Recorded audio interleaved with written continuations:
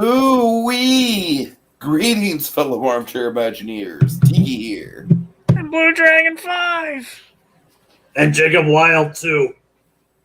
And we are covering the Rick and Morty Season 5 finale, episodes 9 and 10. So yeah, guys, Glockarika should be here. Hopefully he pops up.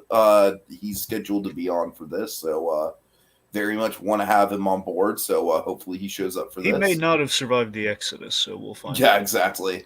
Guys, I'm just gonna jump right into it. I think season 5 has obviously been a very mixed bag so far.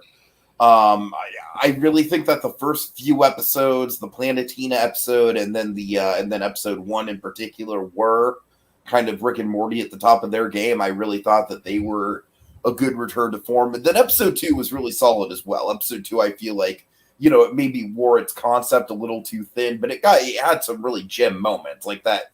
You cannot tell me that Jerry post-credit scene isn't classic. But then, I feel like basically pretty much the whole time from episodes 4 until the Bird Person episode, it was pretty much hit or miss. Like, it went from really terrible, we all know the episode I'm talking about there, to, yeah, that was fun, like the Voltron episode. And then the Bird Person episode came out, and man, it was really kind of like a not sure, like artistic kind of, it was much more experimental and artistic and bold than the show usually gets. It almost kind of reminded me of how BoJack does things. And then lo and behold, guys, season finale. Here's the thing. I honestly don't really think the discourse around this is strong enough, because I was pretty blown away by what Rick and Morty did with this. I'm not even usually a champion for Rick and Morty serialization. I usually prefer standalone storytelling, but the show needed a change up. It's like we've got a lot of seasons left. We need a new direction to go in.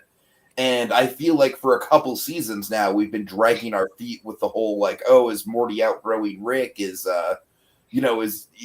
Morty going to kind of become even more powerful than Rick at this point?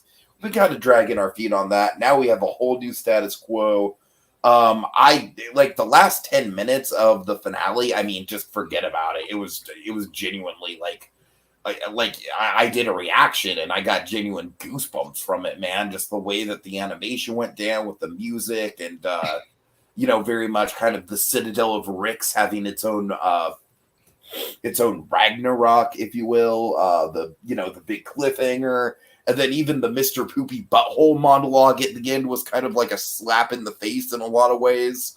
So, yeah, and, not to discredit episode 9 either, because I actually think episode 9 is a really clever commentary on toxic breakups and then, toxic kind of rebound relationships. And I really do give the writers credit on episode 9 for basically taking the Rick and Two Crows thing as far as it could possibly go. So overall, guys, I'm quite satisfied with this finale. I feel quite rejuvenated in the show as a whole. I'm very excited to see what the new kind of status quo is going forward. This is easily the biggest cliffhanger, I think, for the show so far. I think it's an even bigger cliffhanger than the season 2 cliffhanger. And I am genuinely excited to see where it goes from here. I really think these past couple episodes really have transcended the show into another level for me.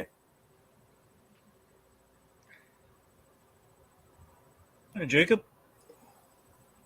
Well, I can't say as much as that, but I mean, I'm not gonna try and repeat what everything he said, but I really did appreciate I did like the episode 9 with I think they carried on the crows thing a bit too long, but it's like, yeah, Rick and Two Crows. And also missed opportunity to call it. And also, an alternate episode, the title could have been Nick and Morty. That's clever. I mean, I'm sure they probably considered it, but didn't go there because it was too obvious. So, forgetting Sarah Marshall is a decent enough title. I mean, they've definitely come up with worse. So, Of course, it calls to mind our not scary farm trip, right? In a way, yes, I guess. Anyway.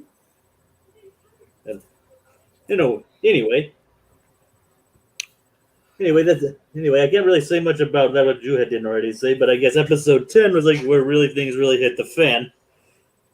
And we'll see where the new status quo goes. I mean, who knows? They could pull another like season 2 to season 3, where it's like because the whole cliffhanger for season 2 was kind of negated by the premiere of season 3. Mm-hmm. So, it might be so I'm not saying that'll necessarily be the case, but this is Rick and Morty, where we know anything can happen. So it's entirely possible that this could be like yeah, that was the first episode of season 6. Like, yeah, that was some crazy shit, huh, Morty? yeah, totally. So, and then again, it could be like, and then they could just be like on the run for the rest of their adventures, for all we know. So it leaves it an exciting place, but it's also a precarious one.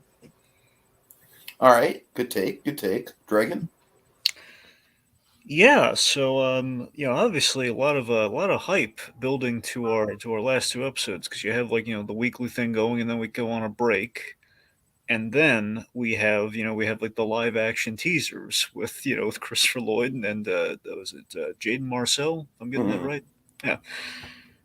Yeah. So I think the finale, the last 2 episodes, finale particularly, they really I agree. They brought new life to season 5, where at times it flip flopped. There's definitely a big down period with a certain episode. But honestly, I kind of like that episode exists, just because it's just very easy. Like when someone asks what the worst episode of the show is, just be like that one. Yep. Yep, the Jumanji sperm, that one. All right. Anyways. But yeah, so I kind of noticed, particularly with the 2 episodes, there was a pattern in season 5 of we tease. I kind of noted this each episode when I could, is that each episode up to this point had we teased major change, like the episode, something big's happening, and this is gonna push our characters forward. And at the end, they walked away like an inch forward of progress, which still was grounded. I think the Planetina episode was a good example of that's why it's one of my favorites of the season, where we kind of pulled out a little bit, but then at the same time, we do get some character development there with, especially bonding Morty and Beth a little bit, which we haven't really seen a lot of. Speaking of them, it'd be kind of interesting to see what the repercussions for them is going to be for the rest of the family is going to be after this finale. Mm-hmm. So. Yeah. Sorry. That's what I'm saying. There was like an inch forward with a grounded realization, and there's a little step forward. And what we did is we flirted with episode 10. We utterly flipped it. We flipped it to okay. So we have a major status quo shift. Versus just teasing up all this big stuff's happening, but really inch forwards. I really enjoyed that aspect of the finale. And just in regards to the finale itself, I gotta tell you, the Mr. Poopy Butthole of it all does honestly have me questioning. Given the monologue Poopy Butthole has, that I wonder if the creators and the showrunners, they've been approved for so many episodes that we just naturally assumed were going to be 10 episode seasons with the whole round number order of essentially, was it 7 seasons is pretty much what we confirmed, if I recall, 70 episodes, ergo 7 seasons. This finale does make me think perhaps maybe they're going to go fewer longer seasons, or a movie. Perhaps they'll spin that into a movie.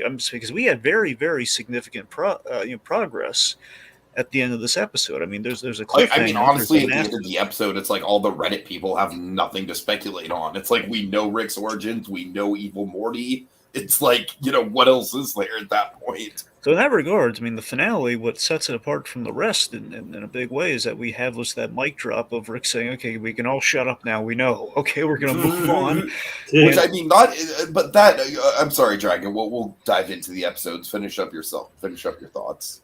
Yeah, that's what I'm saying though, is that we cover a lot of ground. I mean, one could say we've taken massive leaps forward, which is like I think the fear that they were becoming aware with during the season of like, oh boy, we are stuck with a lot of episodes and we're kind of biding our time till something major happens. And it sounds like, I mean, I'm just guessing here, just how well they hit it in the finales, that perhaps we're going to keep people guessing by maybe changing up what people expect us Mhm. to do with like, okay, so they're spin their wheels for 10 episodes and something's going to happen big at the end of the finales of each of these seasons going forward. I don't know. I'm not convinced they're not going to reconfigure things. I don't know. I'm just saying when Mr. Butthole says, oh, we don't know how long we have. It just Okay, sounds can like I that. just say Mr. Poopy Butthole's monologue was genuinely chilling. I know that's what I'm saying. So when he said, Fucking Mr. Poopy Butthole had a yeah. chilling monologue. Soak that in. I'm sorry, go ahead. But that's what I'm saying. Though what he said, though, that's the thing that has me thinking. That's a really it's a really deep call out of like, you know what? I mean, so many shows, as we've seen in animation, especially, they've gone on until they basically you're beating a South dead Park with horse. like the 15 seasons they just got or whatever That's what I'm saying. absurd number it is. There's Or that, the or it's like 15 modern. movies or whatever. Yeah, sure. So there's that, or there's modern day Family Guy or SpongeBob or what have you, where we're milking the cash cow, we're keeping it going, and be a way of Rick and Morty, despite the marketing titan that it is now. They literally put in live action for these TV spots. They've done everything. With all of that, it might be their way of like, checking themselves. Like, you know what, we gotta make sure we don't get too big for our britches, and maybe we kind of suggest we're not gonna go that route. We're gonna change things up with the status quo shift, and it's gonna be hard to get back to status quo after we've basically upended the like a multiverse of some kind. That's kind of massive. It's kind of hard to go back to the dinner table with next season. I don't know. All right. Although they totally could if they wanted to. They could. I'm just saying. I think they're kind of saying it's gonna be a little different than what people are expecting. But I don't know. We'll have to see. And if you notice, throughout the series, they had this season, they showed pretty much everything from the opening scenes. The only thing they didn't show was Morty sinking that putt. Ah, yeah, you're right. We never saw the putt. Here's the question: was evil Morty golfing, or was I would not be surprised, Dragon. All right. All right, so we've got the Cooch in the comments here. He says, should Rick and Morty turn more serialized? Because it's always so much better when it's picking up the threads. And here's the thing. My thing for season 6 is I definitely think they should continue on with this Ragnarok storyline that they've got. That's what I'm comparing it to, because, they've got the big like world-ending event at the end. They're like Rick and Morty are kind of stuck on that rock with a bunch of stragglers. But I also think we should have episodic Rick and Morty adventures, just them trying to get to the grander purpose of finding evil Morty, if that makes sense. It would be interesting to give them a through line for a season, which I don't think we've ever really done before. Where it's like, okay, here's the goal of the season. Like I'm saying, it's mostly standalone adventures, but like each episode, we get a little piece of the puzzle. Yeah, basically to use an example, I mean, it's kind of the Curb Your Enthusiasm approach, where okay, here's what we're building to, and we kind of thread the needle a little bit, but really it's just whatever shenanigans Larry David has gotten himself into this week. Yeah, but like a little bit of Mocha Joe in there, just a little bit. Oh God. Well, we all know Mocha Joe is the ultimate Rick and Morty villain. Oh, without question, Tiki. How can you ask me that? All right, even the Christopher Lloyd live action, they just did everything people speculated on, so now we're really into the unknown. Yeah, I wouldn't put too much stock into the Christopher Lloyd thing being. That was just like a cute thing they did. It was like, hey, we kind of took a few weeks off. We want to make sure people tune in for the finale, right. So let's do a little bit. Let's give him Christopher Lloyd. Honestly, like I don't think Christopher Lloyd's voice is right for Rick. Well, no, but that's the thing. It's like a little TV bump. They're not really doing anything substantial for it. It's just like, hey, the guy who inspired it is doing it, and also the we look is great. We got the kid from I'm just saying, Jacob like, in there. as far as like if doing a full TV movie goes, I think the voice would be a little off. Right. Oh, sure. Let me ask you this. So before we get much further, what? Do you think he could pull off a scene with like if he crossed over with the animated Rick? Yeah, I could see him doing a scene. Yeah. All right. Yeah. All right, we need to do our last Jerry Watch 2021. He's a pool of goop now, Dragon. What do you got? It serves him right. Serves him right for like I'm going to smash things indiscriminately. Like, I just love how abrupt it is. It's just like he comes in, he just instantly starts smashing stuff, and just like immediately just gets turned into the goop. It's just like and for it really is just like a great like pathetic Jerry moment, I think. And for a moment, we gave him stage 4 cancer. So yeah, it was, so win-win all around. yeah. Tiki, something has occurred to me right now. Are we going to break this down by 9 and 10, or like what? How are we going to do this? I mean, I kind of freeform, but yeah, let's talk about 9. I guess. I think obviously we're probably going to all have more to say about 10, but let's just start with 9. You want to try throwing something up to distinguish it, or just go through it? No, I think we're good. All right. Let's see. But yeah, so 9 is like a really self-aware story and a call out that gets legitimized by the end of like, what we keep flirting with the whole season of Morty's distancing himself from Rick, and it's kind of apparent that, Rick's always doing that Yondu kind of Star-Lord thing where it's like, I could eat you, boy, or in this case, I could replace you rather easily, Morty. Of course, Tiki, how does he replace him? 2 crows. Well, I mean, how do we get to the 2 crows? Oh, the wheel. Yeah, the wheel's great. The wheel of better things than Morty. And do you remember some of the things on the wheel? Yeah. Dragon, please. Do you have any? Well, I have 2 that stuck out to me. Really quick, the Cooch. Jerry Watch is just a running joke that we've had all season because Dragon is, he's not a Jerry fan, to put it lightly. So every episode we do a little Jerry Watch to see what Dragon's opinions, like basically the Jerry forecast of the episode. All right, anyways. Which is we kept him in his place, which is equivalent. I'll co-sign that. I still say we did get Chris Parnell and Ben Schwartz in a show together and force Dragon to watch it. Oh, God. God. It's just like, hey, guys, we're both new characters on Solar Opposites. God. They said, and force Dragon to watch it and like it.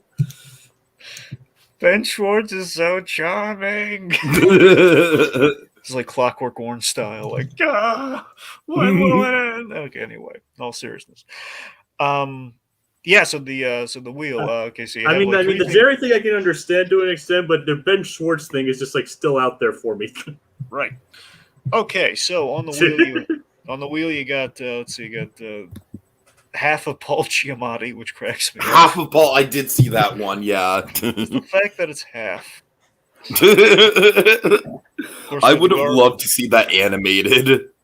We have the garbage goober, but also my favorite one, you have Jerry spin again. I love that there's like a line there. It's just like a line of like, yeah, I'm not that desperate. Oh, that's great. That's great. Oh yeah, so we get the 2 crows, which I want to say is a reference to Norse myth, by the way, because Odin has like the 2 crows. He's got like I'm sorry, those are ravens. Never mind. Forget my crow thing. Crow thing isn't right. Okay.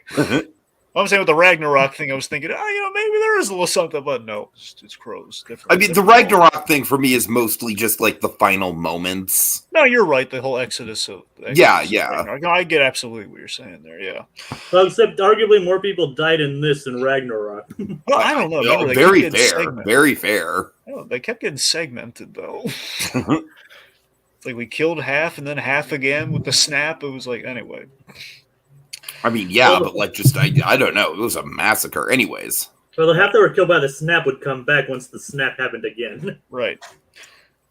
Okay, let's see. So I love. So with the 2 crows, I love that initially we get this nonsense training philosophy that really doesn't make any sense. You need to be trained, so you didn't need any training at all, or something like that. But I love that Rick is genuinely impressed and enriched by the empathetic crows. Yeah.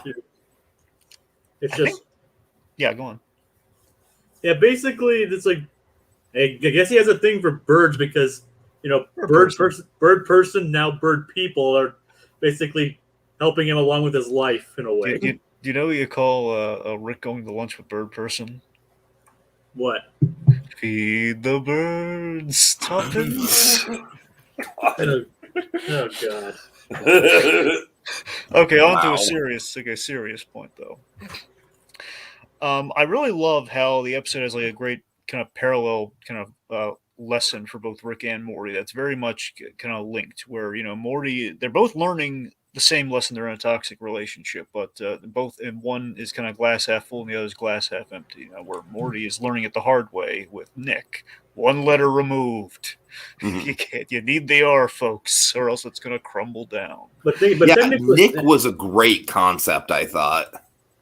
yeah, it was definitely kind of an interesting. It was like he's almost like not necessarily a darker version of Rick, but he's kind of like what Rick probably even more unhinged would become, or at Well, least no, if Rick was a liar, he would be Nick. 'Cause that's the thing. Rick doesn't necessarily lie. He's just very nihilistic. Just like he tells you it doesn't matter, and like, well, he's not wrong. but at the end, meanwhile, like Rick is kind of like running away from the whole thing. Like he's not facing the consequences of his actions. Like, Yeah, which I love that we open the episode with Morty fixing Rick's shenanigans. He just kind of leaves the burn afterwards. Of course, my favorite being Cookie President. I love the Cookie President. I wish for some of that. I was kind of hoping that some of those would be actual episodes. Yeah, it'd be great if they ever went back on that, but I don't know. But yeah, that's what I'm saying. So on one half, Morty's having a terrible time with Nick, and on the flip side, you have Rick. Actually, again, he's learned the lesson in a positive light about, oh look, those crows saved my bacon. They actually, this is what a healthy relationship looks like in contrast to how I've been treating Morty, and vice versa. But with birds. Yes. And I love that we call out the Dark Crystal kind of Skeksis. Yeah, totally. During the Crowpocalypse. Is there anything here that's not on theme? All right, the Chooch, he says, I think we need visual. He brings up the garbage goober. We should talk about him.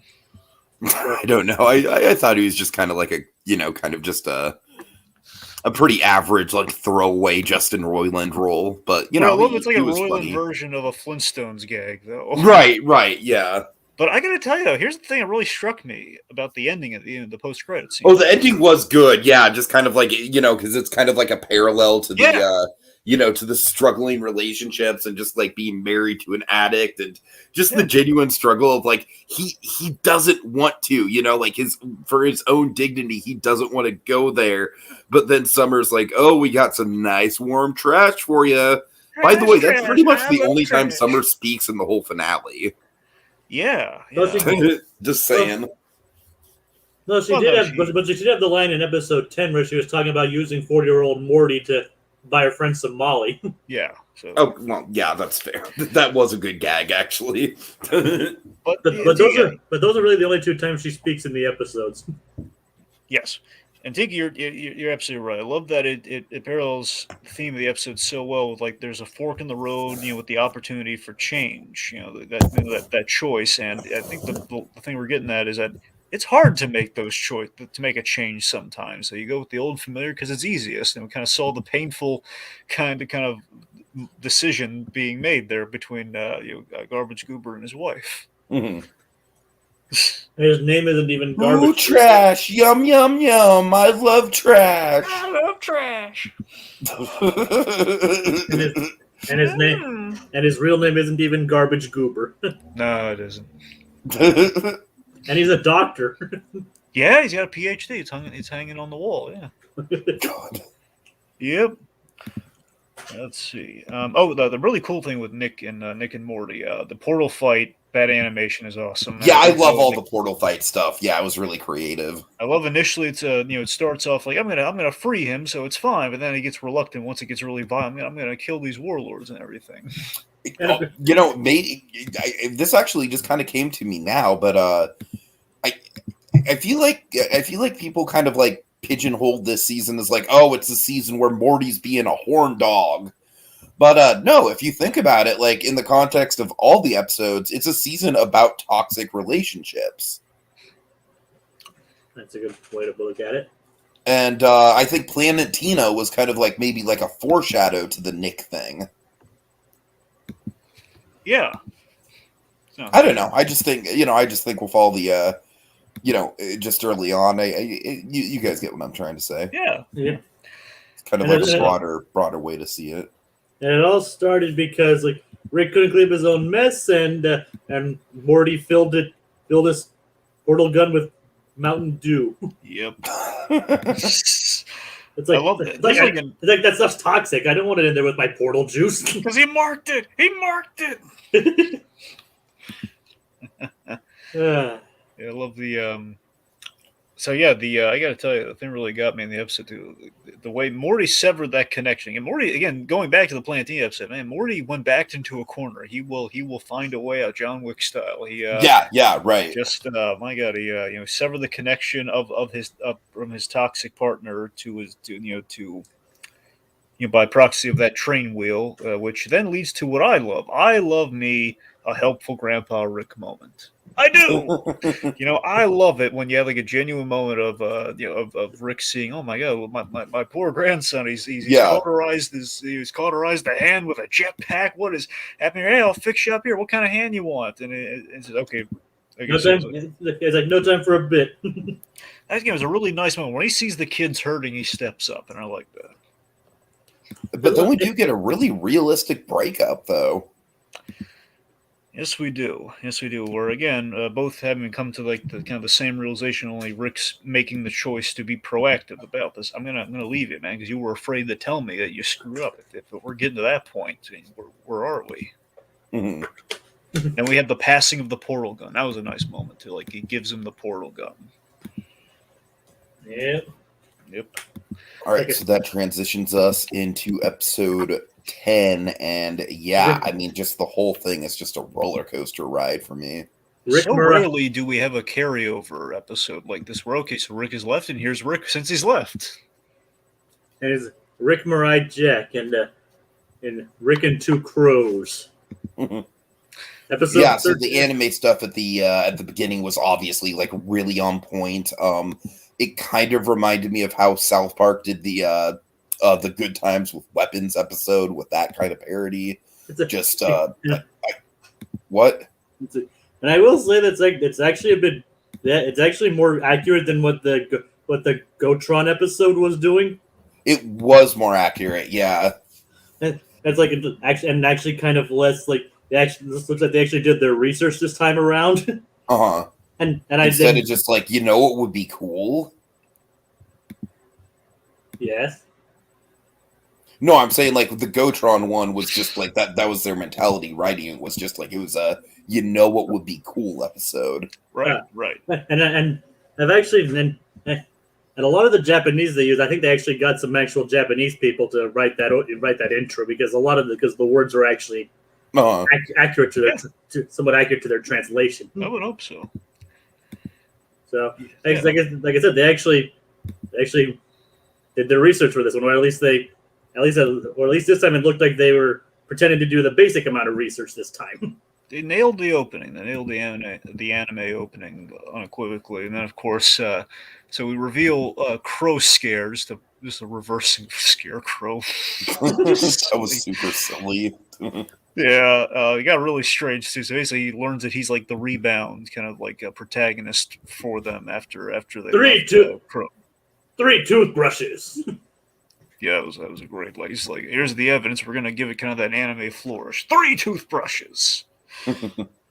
Anyway, so of course, we have like that really icky, like, oh god, they're gonna prove it to him that they're an item, and it's not just like a parable for like toxic relationships or anything. Like, oh god, he's like, I didn't want to see any of this. I didn't need any proof. I'm out of here. And you're free, Crow Horse. I give you free will. Yep. And then of course off screen, Crow Horse goes and basically tries to kill everything. Right, so before that happened, we had a really great scene I think resonated nicely. Of course, it was kind of part of a ruse, but it still resonated. The 40-year-old. Yeah, honestly, I love how it was kind of like, at first I thought the episode was going to be a total take off of Click. That's a good point, I didn't think of that the Click direction. Where I was basically thinking like, oh, okay, like it's going to be an episode where like, Rick is spending so much time on the crow stuff that every time he sees Morty's going to get a little older. And that's kind of what I thought they were setting up. I thought they were kind of like setting up a structure. And I'm glad that they subverted it because, it was kind of interesting that it's like, like when 40-year-old Morty showed up, the last thing on my mind was like going to the Citadel for like a whole freaking metric ton of cannon. Me too. I thought it was going to be the crow thing was going to be the whole episode, and then we were going to double back and just see the reality of the 40-year-old. It's the Rick Lantis mix-up all over again. Yeah. So of course the 40-year-old Morty does turn out to be a ruse. We get Summer with the Molly gag, which is the last time she speaks. I forget what Jerry's even doing. That's not important. I mean, basically just Jerry shows like it's like Rick's like, wait, weren't you supposed to die? and then that's when it's because of him showing up that the ruse fell apart in the first place. Mm-hmm. Right. Yep. So, but Rick's not mad. He says, "Okay, we're back. Let's get back to status quo. I'll take him to the Citadel. Rick's fix Morty up." I'm honestly surprised that Rick didn't have like something ready to do that in the first place.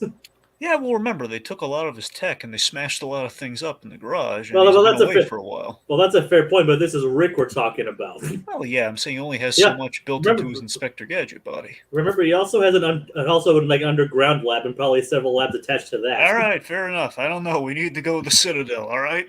Yeah, I know. I mean, I'm not arguing that. I'm just saying, and people are saying like some foreshadowing that Rick hasn't aged and Morty has. It's like, well, this is Rick we're talking about. He could probably not age if he just wanted. Jacob, we get it, Jacob.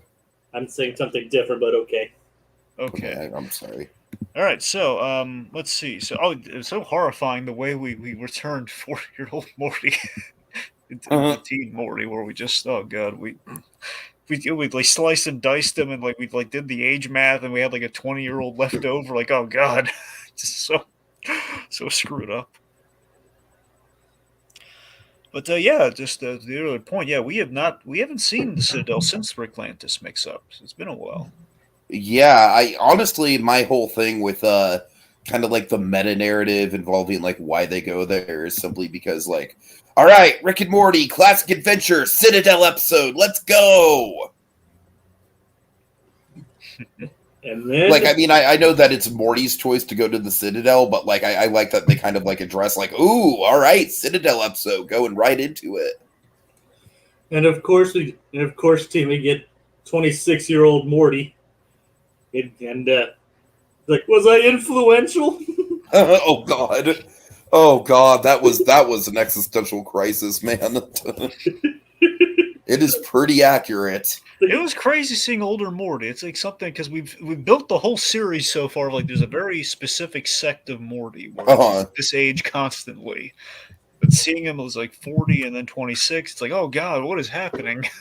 And 26-year-old Morty doesn't even look that bad either. No, he doesn't. That's the thing. It's like the curse of cartoons where he will never be that age. This is a rare glimpse. Like we will never see him age up to that Morty. It's just funny that 26-year-old Morty definitely aged more gracefully than 40-year-old Morty did. Yeah. All right, so let's talk some evil Morty payoff. Oh yeah. Well, do you want to talk about the montage first? Well, by montage, do you mean like the big? Oh, you mean like the Rick origin thing? Yes. Oh, but I mean, sure, we kind of figured. Yeah, sure. I mean, like honestly, just between that and the ending of the season, I just genuinely think it's easily some of the best scenes that this show has ever put together. I mean, obviously, it's not ha-ha funny by any means, but from just a pure animation point of view, I mean, I really feel like this episode in particular is probably the most impressive episode ever, just from an animation point of view. There's so much going down. There's so many there's so many different components to it. There's so much action taking place. There's so many like different kind of trippy effects going on. But yeah, with this montage, I mean, it's like, it's pretty much what we all thought it was, but it's just crazy to see everything taking place. It's crazy to see Rick coming from such a humble beginning and really kind of growing into that monster. it's kind of like the I love seeing the birth of the nihilism, and it made sense. Yeah, that really like to me, it's kind of like a reverse married life, if you will. Yeah, it's no, like, the charm being sucked out of someone.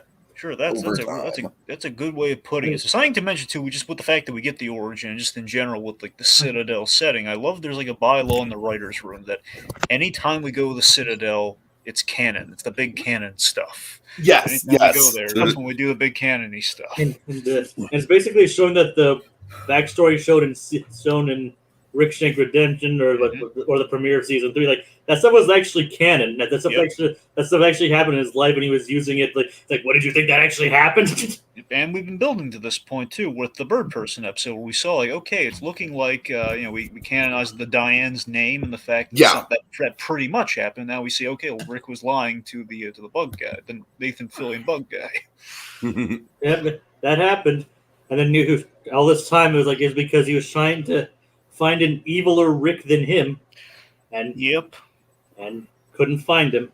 I just love the heady idea that he's been hunting Blade Runner style. He's been hunting himself, and basically the birth of the nihilism is it's a continual suicide and self-hatred and defeat, like mixing together over and over again. Like I said, just visually, the way that they portray that is just like it really did.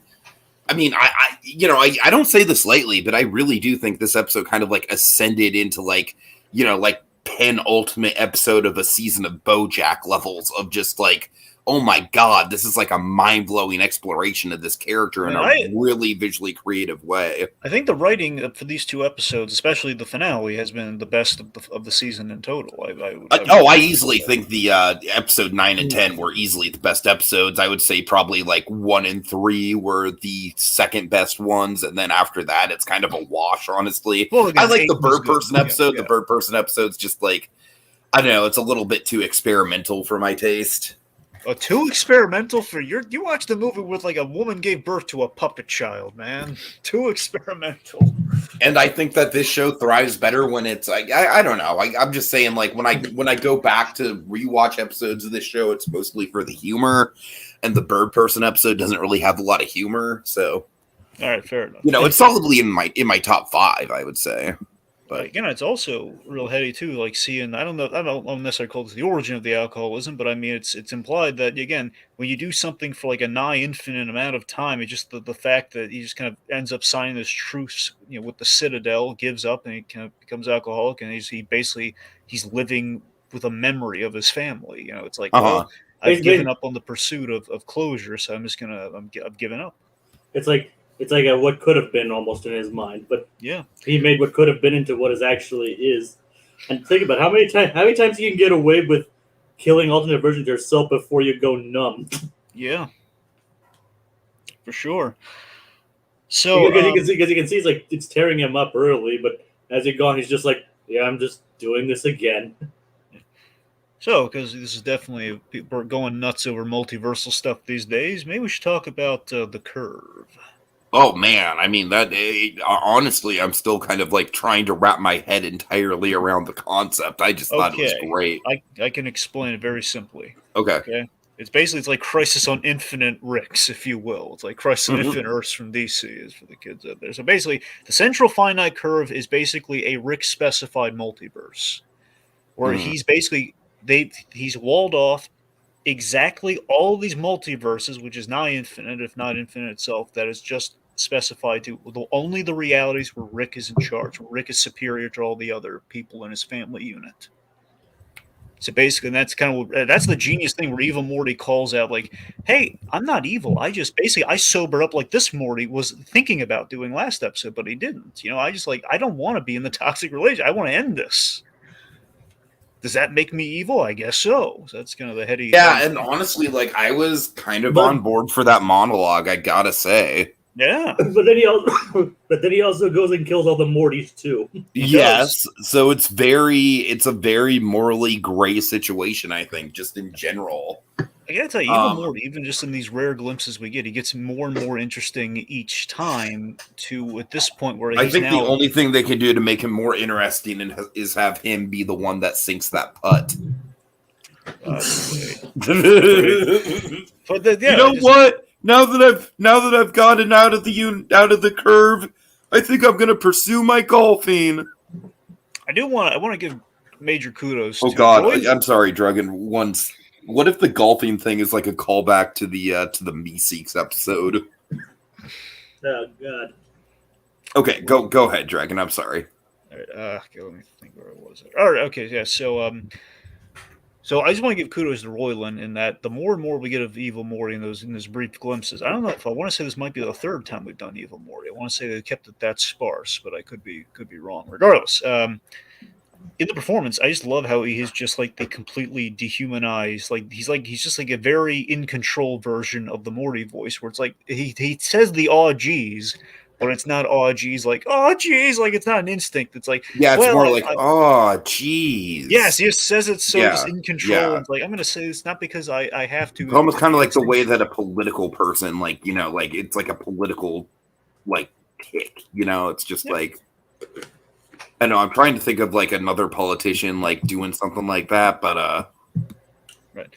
And just bridging off of that, the whole like the killing all the Mortys thing. I like that. That's him kind of his little apocryphal to he's acting like the Rick that he just doesn't like. You know, he's becoming nihilistic himself in that regard. So again, it's kind of like the whole there's that bloodline going on between Rick and Morty being grandfather and grandson. That he's kind of there's a lot of that DNA is definitely presenting itself in the actions. You know, I don't know. It's kind of a nice legacy component to that. Oh, so we have like an industrial, I don't know if this is the right term. I think it's the right term, like an industrial holocaust of Mortys going on where we basically. oh my God, it's horrifying, dude. It's like, I mean, this is what I'm talking about. It's like when we cut back to, just all the destruction going on, it is crazy. We've got like all that portal fluid just wiping shit out, like all the Operation Phoenix, variants just getting totally destroyed. I mean, this is easily probably the most violent episode of the show ever. As far as sheer body count goes. I don't know if you know about Jacob. I think you're about to tell him what do you got? I mean, I was just saying something. I don't think it was that, but I was just going to point out that like the announcement said not to use the portals, but they still went into the portals anyway. All right. Tiki, I don't think you know about this. So when I watched this on Adult Swim online, because unfortunately I have to do that now because they're getting all chintzy with with it as it airs on TV because it's not part of a cable package anymore. But regardless, I was watching it. There was something odd that none of the other Rick and Morty episodes have ever had. At least in watching it, had like the warning, like the content warning at the top, which you think. Oh, really? Oh, so, wow. And I'm pretty sure because of all the violence of this, like this whole like we're blending all the. I think the blending is what did it. Honestly, I think it's like when we blend all this teleporting. I mean, I would say like up until this point, the most violent episode was probably the classic Love Potion episode, right? But. I mean, I think this probably outdoes it. I didn't even see the content warning when I watched it. Yeah, well, it was like if you watched it online for some reason, I don't know why, but it did pop up like. And funnily enough, there's kind of a Cronenberg creation in this episode too. Yeah, when Rick does that thing where he's fighting the forces of Evil Morty, injects himself, and you have like that Cronenberg looking blob that like kinetically charges itself or something. We have a comment here that says, "I love that he didn't lose his eye to have an eye patch." That's interesting. We haven't broached with Evil Morty yet that we set up. If I recall, is that since the first episode, he is cybernetic, or at least part cybernetic. Because he had those wires coming out of his eyes. Yeah, it's interesting. Yeah. Maybe it's just like an affectation or something. I mean, it might be. I'm not saying he's like fully a robot or anything. I'm saying we don't know though. We don't know. I'm saying maybe the eye patch is just like something's like, yeah, I'm just wearing this because I feel like it. No, that's absolutely the case for the eye patch. I'm just saying that's the closest thing we've seen to what's behind the eye. If like, okay, well, he had the eye patch and he removed it. He had like those little wires he tucked behind him, but that's about it. Mm-hmm. Yeah. It's the aesthetic. But yeah, giving him. I love that we end the season with our Rick and Morty are stranded. The portal gun is out of juice, and yet Evil Morty is in control. He's broken the curve, and he has like a gold portal gun. Yeah, it's a great cliffhanger for sure. And we brought back the awesome theme. Man, I did the reaction to the last few minutes, and when that theme kicked in, all I could say was just like chills, goosebumps. Yeah. I mean, that was genuinely to me one of the one of the big like, oh my god, that was a fucking wonderful payoff for the show, I thought. I gotta be honest, Evil Morty is reaching that reverse Flash status, and I do enjoy that. When he shows up, just getting really excited, like, oh boy. We haven't even seen him since season 3. Uh-huh. Yeah, it's the trip. I think I could have sworn, like, outside like that one, the Story Train episode, I think we've gotten 3 legit. Yeah, the Story Train episode was the one time we Yeah. saw him in season 4, yeah. Yeah, so technically it's like been 3 legit appearances, like, since his introduction to the Rick Lance mix up in this. Uh-huh. I wonder if he'll become like more recurring character, or if he'll be like the Orcus on his throne, where he's just like in the background orchestrating things. Well, we gotta see him at least once next season, so he's got to pop up there. I imagine more, just given the heft, the enormity of the story. But at the very least, even if he is in the background, we got to show him at least once. Yeah, for sure. Yeah. Okay, we don't have guys, access to the actor. Yeah. Yep. I think that's about it. I think so too. Yeah. So let's just, I guess, let's thank the folks, and we'll see them next season. All right, yeah. So big thanks to the Cooch. Happy to have you on board.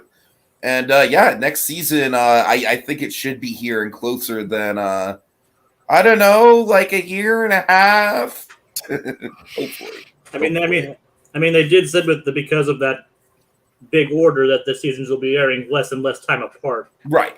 So All right, so thanks for joining us, folks. I genuinely don't know what happened to Claude Coringa, but I hope he's doing well. I told you he didn't survive. He didn't survive the Exodus. Why are we guessing this? Oh God! But he was wearing a yellow shirt and he was doomed. All right. Maybe we'll get an alternate universe version of him. Like an alternate universe of the podcast where he's on it. Yeah, we'll get the variant version of Claude. All right. Okay, guys. Have a good night. See y'all later. Bird Quaaludes.